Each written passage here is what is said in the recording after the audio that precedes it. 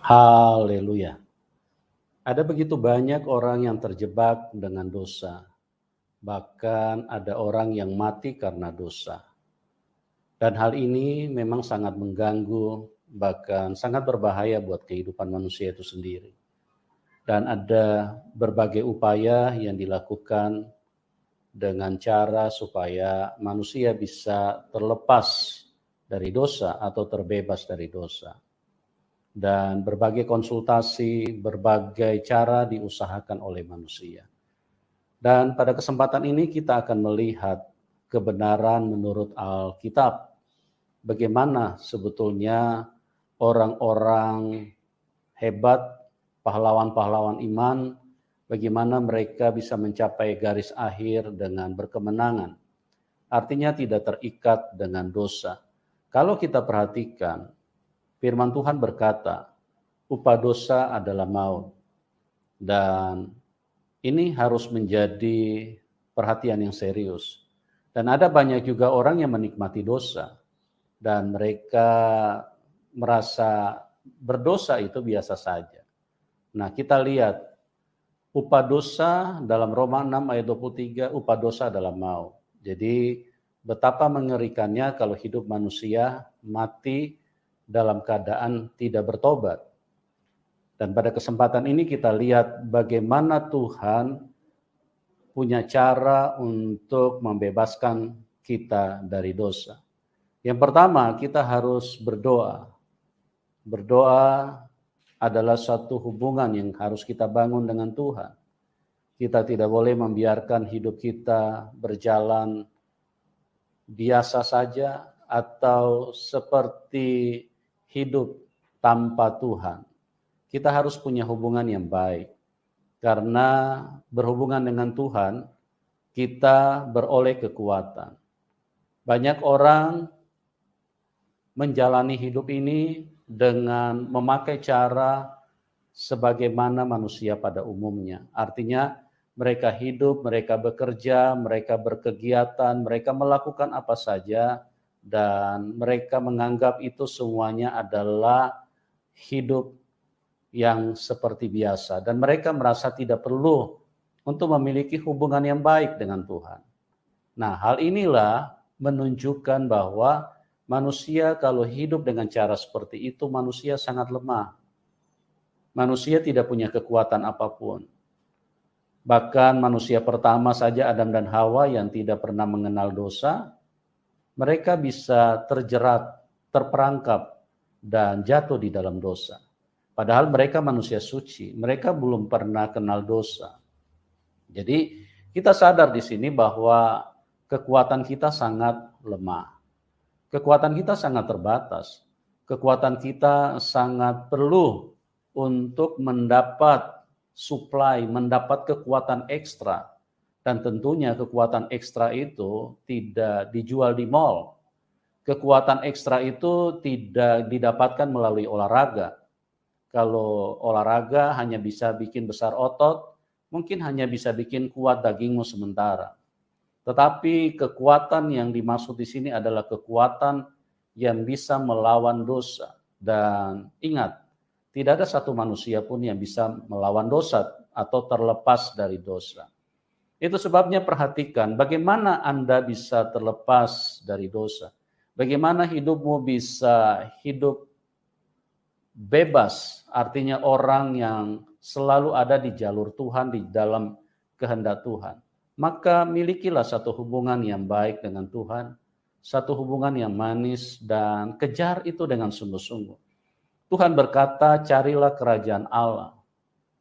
Kerajaan Allah itu harus dicari, kejar, cari dengan sungguh-sungguh, supaya kita mempunyai hubungan yang kuat, mempunyai hubungan yang manis dengan Tuhan. Apabila kita mempunyai hubungan yang manis dengan Tuhan, maka secara otomatis kekuatan itu akan datang berlimpah-limpah. Kita melihat banyak tokoh Alkitab, mereka orang biasa saja seperti Daud. Daud orang biasa, bahkan dia bukan seorang prajurit Israel atau seorang prajurit seperti yang dimiliki oleh kakak-kakaknya. Dia tidak pernah latihan perang, dia tidak pernah dibina secara militer, militer, tapi dia punya kekuatan yang luar biasa. Dia mampu menumbangkan Goliat dengan satu kali pukulan. Nah, inilah membuktikan betapa hebatnya orang yang berjalan bersama Tuhan. Betapa hebatnya kekuatan orang yang berhubungan dengan Tuhan. Oleh sebab itu, bagaimana kita bisa terlepas dengan dosa? Kita harus punya kekuatan yang cukup, yaitu kekuatan yang di luar kemampuan manusia, kekuatan ilahi, karena hanya Tuhan Yesus yang mampu mengalahkan dosa. Hanya Tuhan Yesus yang tidak berdosa. Dia keluar dari kuburan, dia bangkit dari kematian, menunjukkan tidak ada dosa yang pernah menempel di dalam hidupnya.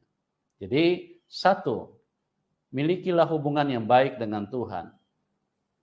Hubungan dengan Tuhan artinya kita harus hidup di dalam doa sepanjang waktu, setiap saat. Ya, berdoa di sini yang saya maksudkan bukan meminta-minta. Karena kebanyakan orang Kristen juga salah memahami.